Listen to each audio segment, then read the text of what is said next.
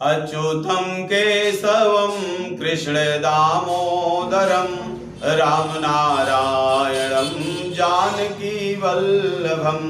अच्युतं केशवं कृष्ण दामोदरं राम नारायणं जानकी वल्लभम्। आप सभी लोगों का हमारे चैनल पे बहुत बहुत स्वागत है। मैं आचार्य श्याम मोहन त्रिपाठी आप लोगों को अजामिल का कथा सुनाने जा रहे हैं।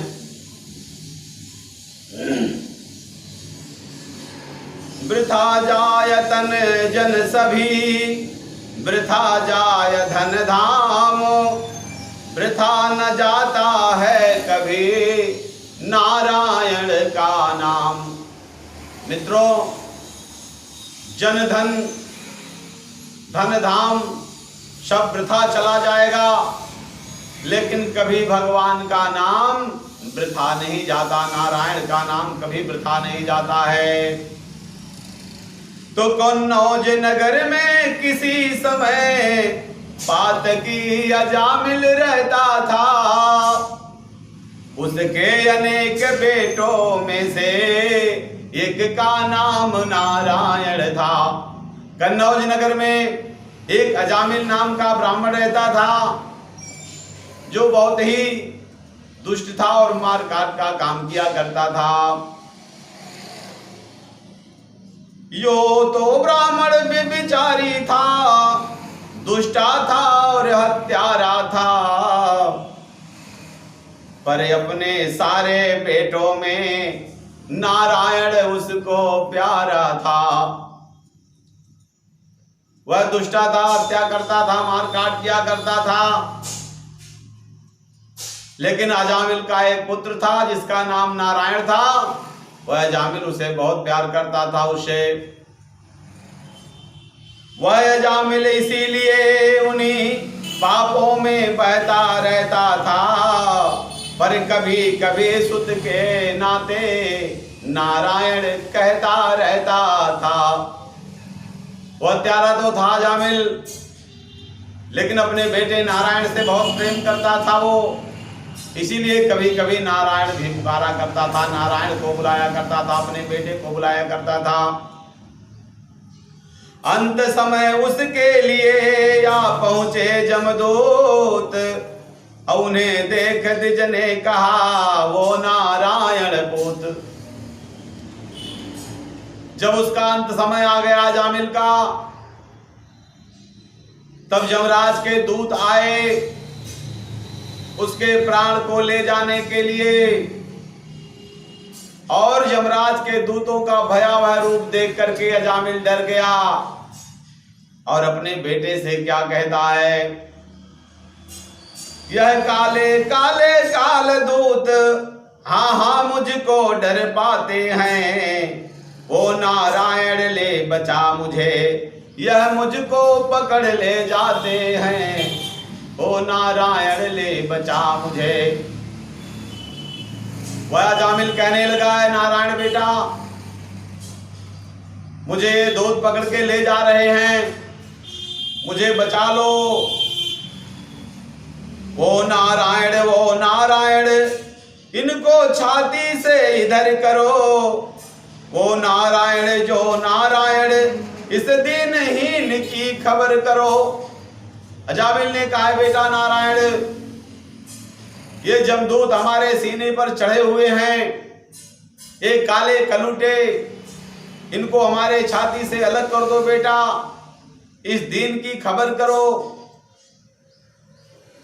थी यद्यपि सुत के लिए वह विप्र की पुकार, पर इतने ही नाम से खुला मुक्ति का द्वार। वह अपने बेटे नारायण को पुकारा था, लेकिन नारायण नाम लेने से ही मित्रों उसके मुक्ति का द्वार खुल गया। अब धर्मराज के दूत वहां से चल देते हैं उसके प्राण को ले जाने के लिए। आप पहुंचे स्वर्ग दूत फौरन विप्र को यों से छुड़ा लिया, फिर शांति और धीरज देकर उसको विमान बिठलाए लिया। धर्मराज के दूत ने जमराज दूतों को समझा करके उस अजामिल के प्राण को अपने विमान में बैठा लिया और लेकर के बैकुंठ को चल दिए। दूतों ने धर्म से हाल कहा, यो कुछ जाने दे डाले, और बोले अब भिक्षा मांगेंगे कुछ दिन पीछे जमपुर वाले। जमराज के दूतों ने कहा, महाराज जब ऐसे ऐसे पापियों का जो है बैकुंठ हो जा रहा है तो नरक कुंड की क्या आवश्यकता है। कुछ दिन जमपुर वाले भीख मांगेंगे, नरक कुंड को बंटवा दीजिए, ऐसा ताने दे डाले तो तब्दीली होने वाली है अब जमपुर के निवासियों की। भगवान शायद है होने लगी सुरपुर में मांग पापियों की। वह जमराज के दूत कहने लगे, लग रहा है अब बैकुंठ लोक में भगवान के दरबार में पापियों की मांग होने लग गई, ऐसा व्यंग बोलने लग गए। धर्म ने कहा, इस घटना में कुछ पता लगा दे कारण का, भया उनके उद्धार में है मूल नाम नारायण का। धर्मराज के दूतों ने कहा, भैया आप भगवान की माया को नहीं जानते, उस अजामिल पापी का नारायण नाम लेने से ही ये सब चमत्कार हुआ है। यह सच है धोखा की करनी उस ब्राह्मण की कहलाती है, पर धोखे में जाने से भी औषधि प्रभाव दिखलाती है।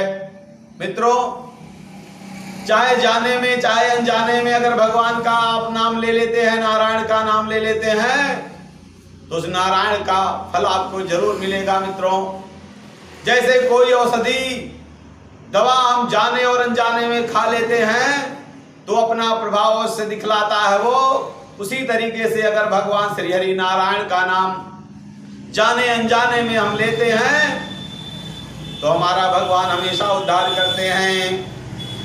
तो लिया भूल से विप्र ने नारायण का नाम, अस्त उसी की शक्ति से मिला उसे सुरधाम।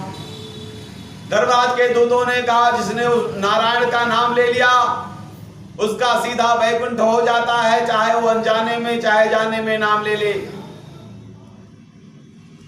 नाम की ही महिमा न खाली जाएगी, यह हवा अपना असर दिखलाएगी। आग छूल कर था जाकर देह जलने से न जलने पाएगी। खाइए औषध किसी भी रोग की, देह को कुछ फायदा पहुंचाएगी। मित्रों, अगर आप दवा खाते हैं, भगवान का नाम लेते हैं, तो अवश्य आपके शरीर को कुछ फायदा ही पहुंचाएगा। तो जमदूतों ने फिर कहा जमराज से सवाल, और महाराज तो व्यर्थ ही है यह माया जाल।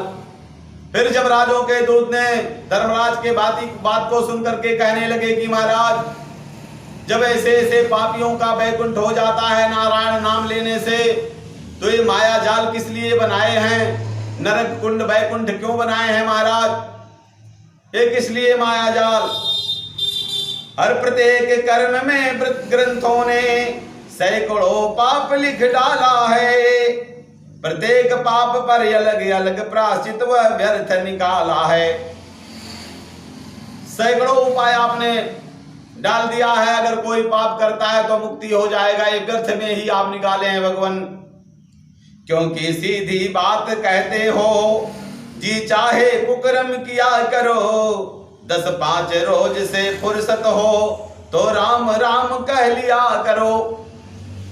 ऐसे व्यंग जो है जमराज के दूतों ने कहा, तो धर्म ने कहा बस इसीलिए यह प्रायश्चित ठहराए हैं, जो हठ से अधर्म करते हैं उनको यह जाल बिछाए हैं। कहते हैं जो जान जान करके गलती करता है, किसी की आत्मा को तकलीफ दे करके कोई कार्य करता है, उसका प्रायश्चित नहीं होता मित्रों, उसका फल उस व्यक्ति को जरूर मिलता है।